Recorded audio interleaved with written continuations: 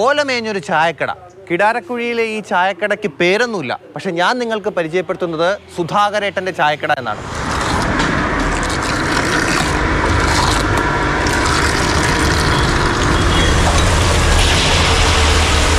സുധാകരന്റെ മുത്തച്ഛന്റെ അച്ഛൻ പൊടി വ്യാപാരി നടത്തിവന്ന ഹോട്ടൽ പിന്നീട് മകൻ കേശവൻ നാടാർക്കും തുടർന്ന് ചെല്ലൻ നാടാർക്കും കൈമാറി.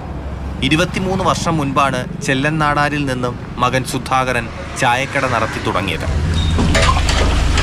65 വർഷം. 65 വർഷം അച്ഛൻ കട നടത്തി ഈ കട. അതിനു മുമ്പ് എൻ്റെ അപ്പൂപ്പൻ കേശവൻ നാടാരി.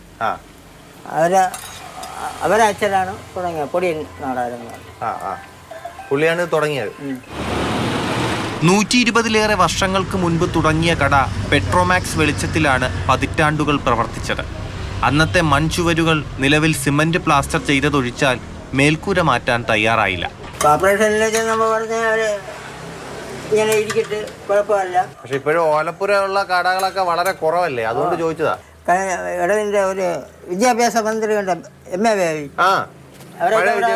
കുടുംബമായിട്ട് വന്ന് ചായയൊക്കെ കുടിച്ചിട്ടുണ്ട്. അങ്ങനെ ഒരുപാട് പേര് ഇവിടെ ചായ കുടിച്ചിട്ടുണ്ട്. ഓലമേനൊക്കെ എത്ര രൂപ ചെലവ് വരും?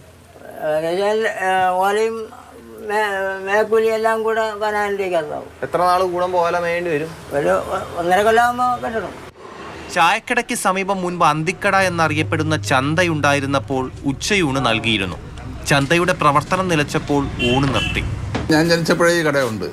പണ്ട് ഈ പറഞ്ഞാൽ മില്ലിലാട്ടുന്നതല്ല, മറ്റേ പഴയ ഉരലുണ്ടല്ലോ, ഉരലിലാട്ടി ദോശ ഇടുന്ന ഒരു സമയമായിരുന്നു. അത് തേങ്ങയൊക്കെ വെച്ച് അത് കഴിക്കാൻ ഒരുപാട് ആളുകൾ വരുമായിരുന്നു. ഇന്നും മരപ്പൊടിയും വിറകുമാണ് തീ കത്തിക്കാൻ ഉപയോഗിക്കുന്നത്.